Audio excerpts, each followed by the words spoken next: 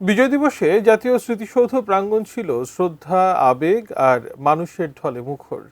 ফুল আর পতাকায় সজ্জিত স্মৃতিসৌধে দিনভর ভিড় করেন সর্বস্তরের মানুষ, শিশু থেকে বৃদ্ধ সবাই অংশ নেন বিজয়ের এই আয়োজনে। আরও জানাচ্ছেন মাহতাব মিনহাজ।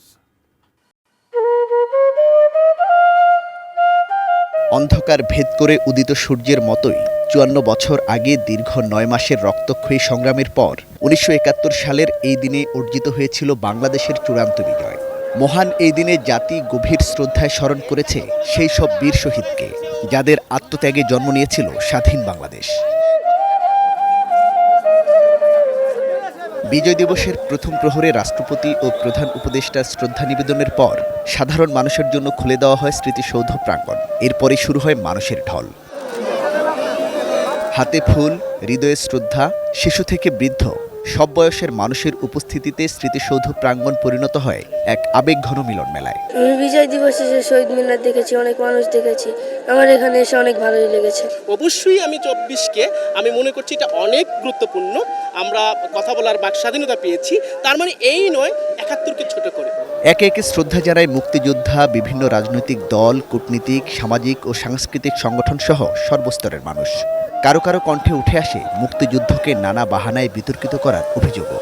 নানা ব্যাখ্যায় নানাভাবে মুক্তিযুদ্ধকে হেয় করা, ছোট করা একটা পরিকল্পিত তৎপরতা আমরা কিন্তু লক্ষ্য করেছি। স্বাধীনতাকে রক্ষা করতে যে সার্বিক চেতনার দরকার, সেটা আমাদের অনেক ত্রুটি আছে। তারা চায় এই দেশটা একটা বিভাগে পড়ুক, একটা ভালো খারাপ অবস্থায় চলে যাক এবং অশান্তিময় একটা দেশ থাকুক।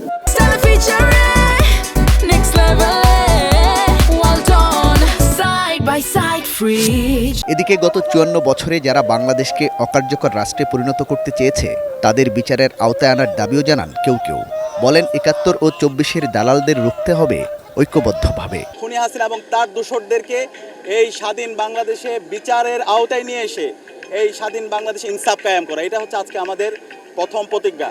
৭১-এর দালালদের বিরুদ্ধে, ২৪-এর দালালদের বিরুদ্ধে আমরা বাংলাদেশের জনগণ, বাংলাদেশের তরুণরা ঐক্যবদ্ধ আছি। সামনের বাংলাদেশ আমাদের বিজয় আসবে। সবশেষে সাধারণ মানুষের কণ্ঠে উঠে আসে সময়ের আরেকটি দাবি। জুলাই অভ্যুত্থানের পর তারা চান নতুন এক বাংলাদেশ, যেখানে বাস্তবে রূপ পাবে মুক্তিযুদ্ধের চেতনা, গণতন্ত্র, ন্যায় বিচার আর মানবিক মর্যাদা। বিজয়ের এই দিনে জাতীয় স্মৃতিসৌধ শুধু শহীদদের প্রতি শ্রদ্ধার জায়গা হয়ে ওঠেনি, হয়ে উঠেছে এই বিজয়ের অতীত এবং ভবিষ্যতের সংযোগস্থল।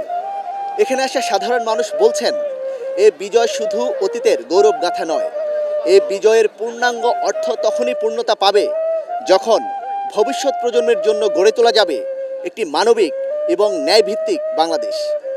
মাহতাব মিনহাজ, এটিএন নিউজ, জাতীয় স্মৃতিসৌধ, সাভার।